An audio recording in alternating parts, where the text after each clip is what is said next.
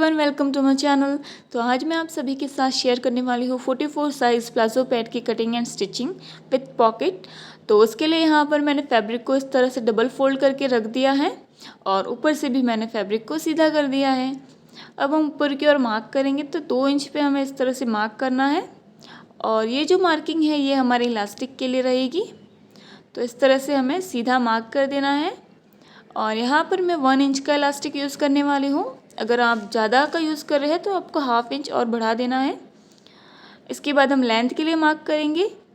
तो जो लेंथ हमने इलास्टिक के लिए मार्क किया था उसके नीचे से ही हमें लेंथ को मार्क कर देना है। तो यहाँ पर मैंने 36 इंचेस पे मार्क कर दिया है। अब हम पट्टी की फोल्डिंग के लिए मार्क करेंगे। तो नीचे की ओर मैंने 2 इंच पट्टी की फोल्डिंग के लिए मार्क किया है।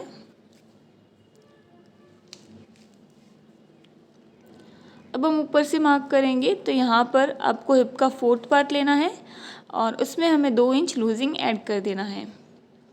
तो यहाँ पर मैंने 13 इंचेस पे मार्क कर दिया है और इसी तरह का मार्क हम नीचे की ओर भी लगा देंगे ताकि हमें आसन मार्क करने में आसानी हो सके।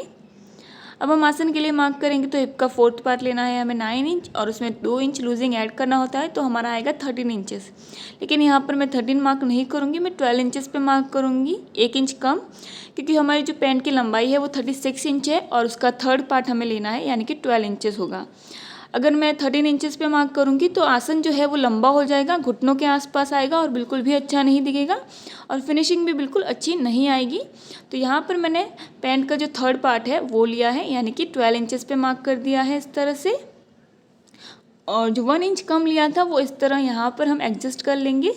तो नॉर्मली हम 2 इंच बढ़ाते हैं, तो यहाँ पर मैंने 3 इंच बढ़ा दिया है और 1.5 इंच पे इस तरह से हमें गोलाई दे देनी है और हमारा जो आसन का शेप है वो ड्रॉ हो गया है।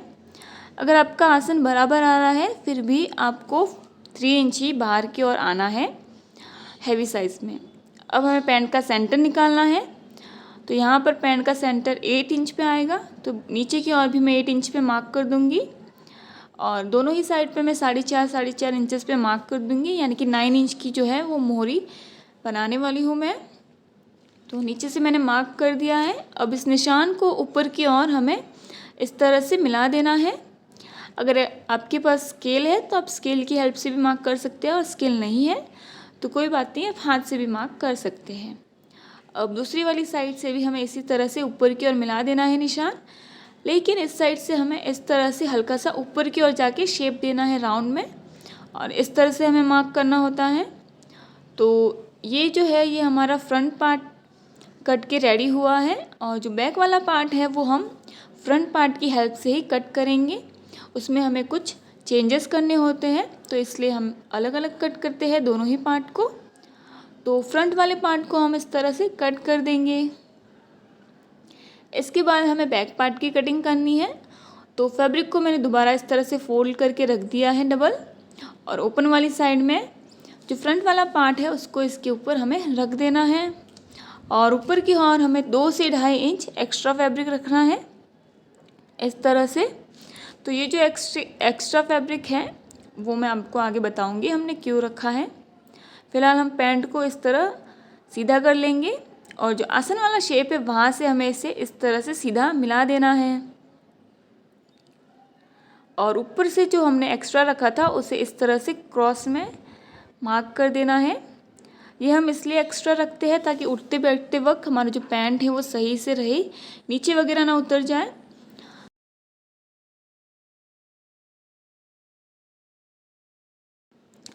और दूसरी वाले साइड पे हमें एज इट इज़ मार्क कर देना है पैंट का, वहाँ पर हमें कुछ भी चेंजेस नहीं करने हैं। और आसन वाली साइड पे नीचे की ओर यहाँ 3 इंच पे मैं इस तरह से आगे की ओर बढ़ा दूँगी इसे और नीचे वाली साइड पे यहाँ 2 इंच पे मैं एक्स्ट्रा मार्क करूँगी पैंट के लिए। बैक पार्ट में हम एक्स्ट्रा ही रखते हैं पैंट को, तो नीचे से इसे भी ऊपर की ओर इस तरह से हमें मिला देना है और बैक पार्ट में भी हम 1.5 इंच पे आसन का शेप ड्रॉ कर देंगे। तो इस तरह से हमारे बैक पार्ट की भी मार्किंग हो गई है। तो अब हम इसे कट कर देंगे। अगर आपके कुछ भी डाउट्स है तो आप कमेंट सेक्शन में जाकर लिख सकते हैं, मैं आपको आंसर ज़रूर करूँगी। और अगर आपको ये वीडियो अच्छी लगी तो इसे लाइक ज़रूर कीजिएगा, चैनल को सब्सक्राइब भी ज़रूर कीजिएगा और भी ऐसी वीडियो को देखने के लिए। तो यहाँ पर हमारे फ्रंट एंड बैक दोनों ही पार्ट कट के रेडी है। अब हमें दोनों ही पार्ट को इस तरह उल्टा रखना है एक दूसरे के ऊपर और आसन से हमें सिलाई लगा देनी है फ्रंट एंड बैक दोनों ही पार्ट को। अब हम पॉकेट को कट करेंगे। तो जो पेन की कटिंग के दौरान हमें फैब्रिक मिला था एक्स्ट्रा, उसको मैंने इस तरह से डबल फोल्ड करके रख दिया है। और बहुत ही आसान तरीका बता रही हूँ आपको। इस तरह से आपको अपने हाथ को रखना है और इस तरह से हम राउंड शेप देंगे और पॉकेट को कट कर लेंगे। तो यहाँ पर इस तरह से हमें पॉकेट के दो पार्ट मिलेंगे जो बिल्कुल हार्ट शेप में नज़र आ रहे हैं।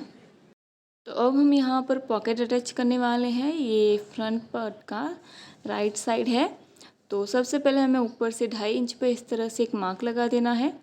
इसके बाद हमें पॉकेट का एक पार्ट लेना है जो इस तरह शेप में रहेगा, उसे पैंट के ऊपर इस तरह से रख देना है। इस निशान के एकदम बिल्कुल नीचे रखना है। अब पॉकेट के ऊपर भी हमें 1.5 इंच पे एक निशान लगाना है और उसके नीचे हमें 5.5 इंच पर एक और निशान लगा देना है इस तरह से। और इस तरह से निशान लगाने के बाद इसे स्ट्रेट मिला देना है। ये जो है 1/2 इंच आपको निशान लगाना है, या फिर अगर आप ज़्यादा कपड़ा अगर सिलाई में पकड़ते हैं तो ज़्यादा लगा देना है निशान। तो इस तरह से हमने निशान लगा दिया है और इसके ऊपर हमें सिलाई लगा देनी है। तो यहाँ पर देखिए मैंने सिलाई लगा दी है और इसके जो कॉर्नर है वहाँ पर इस तरह से मैंने 2 कट्स लगा दिए हैं। तो इसी तरह से आपको भी कट्स लगा देने हैं और इसे अंदर की साइड हमें पलट लेना है। तो देखिए इस तरह से हमें इसे पलट लेना है। तो इस तरह से आपको शेप मिलने वाला है। अब इसके ऊपर हमने सिलाई लगा दी है इस तरह से और इसे इस तरह से उल्टा करना है और जो दूसरा वाला पार्ट है पॉकेट का वो भी इसके ऊपर हम रख देंगे और इसकी जो किनारी है उसे हमें पूरी तरह से सिल देना है इस तरह राउंड में। तो ये इनविजिबल पॉकेट हमारा बनने वाला है। तो यहाँ पर देखिए मैंने इसे सिल दिया है इस तरह से। मैंने सेपरेट वीडियो भी अपलोड किया है पॉकेट का, अगर आप चाहें तो वो भी देख सकते हैं। इसके बाद हमने बैक वाला पार्ट है तो उसे आसन से हमने इस तरह से सिल दिया है। इसे ओपन करेंगे और जो फ्रंट वाला पार्ट है उसको इसके ऊपर इस तरह से रखना है उल्टा और इसकी जो साइड वाली किनारी है वहाँ पर हमें स्टिच लगा देना है। और जो पॉकेट वाला पार्ट है वहाँ पर हमें सिलाई लगाते हुए ध्यान रखना है कि हमें पॉकेट के ऊपर को सिलाई नहीं आने देना है। हमें पॉकेट की सिलाई के बिल्कुल बाजू में ही सिलाई लगानी है। और दूसरा वाला जो लेग है उसकी भी किनारी इस तरह से हम स्टिच कर लेंगे। तो यहाँ पर मैंने दोनों ही लेग्स को सिल दिया है साइड में से। अब हम इसकी पट्टी को फोल्ड करेंगे। तो मैंने 2 इंच फोल्डिंग के लिए रखा था तो 1 इंच इस तरह से मैं इसे फोल्ड कर दूँगी। तो यहाँ पर मैंने फोल्ड करके सिलाई लगा दी है और सेंटर में से भी मैंने पैंट को यहाँ से हमने सिल दिया है। इसके बाद अब हम इलास्टिक डालेंगे ऊपर। तो यहाँ पर देखिए ये ऊपर नीचे भाग होता है और इसे किस तरह से फोल्ड करना है वो मैं पहले ही वीडियो में बता चुकी हूँ। आप चाहे तो फर्स्ट वाला वीडियो देख सकते हैं पैंट का, जो मैंने नैरो पैंट बताया था उसमें।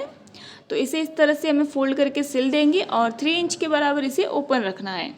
तो यहाँ पर मैंने सिलाई लगा दी है और थोड़ा सा ओपन रखा है। इसके बाद हम इलास्टिक को इसके अंदर इंसर्ट कर देंगे। इलास्टिक हमें हमारी कमर से 3 से 4 इंच कम लेना होता है। तो यहाँ पर मैंने इलास्टिक को इसके अंदर डाल दिया है। इसके बाद इलास्टिक को सेंटर से एकदम पक्का सिलाई लगा देंगे हम, ताकि वो खुले नहीं। इसके बाद जो हमने ओपन रखा है उसे भी हमें सिल देना है यहाँ से। तो यहाँ पर मैंने सिलाई लगा दी है। इसके बाद हमें पैंट के इलास्टिक को अच्छे से खींचना है ताकि हमारा फैब्रिक सब जगह एक बराबर हो और इसके सेंटर में हमें सिलाई लगा देनी है। तो इस तरह से देखिए हमारा पैंट बन के रेडी है। आपको ये कैसा लगा हमें कमेंट में ज़रूर बताइएगा। थैंक्स फॉर वॉचिंग और मिलते हैं अगले वीडियो में।